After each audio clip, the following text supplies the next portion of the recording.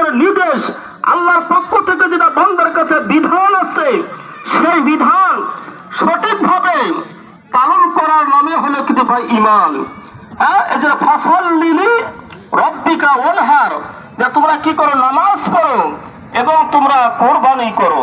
তাহলে যেরকম ভাবে আজকে আমরা সারিবদ্ধভাবে আনন্দ সহিত আমরা ঈদের নামাজ, অথচ নামাজটা হলো ওয়াজিব, আমরা সবাই ছোট বড় সবাই আসি, দেখা যায় 5 ওয়াক্ত নামাজ অথবা জুমার নামাজ, পিছনের মানুষ যাতে দাঁড়ায় না থাকতে হয়, সবাই চেপে চেপে দাঁড়ায়।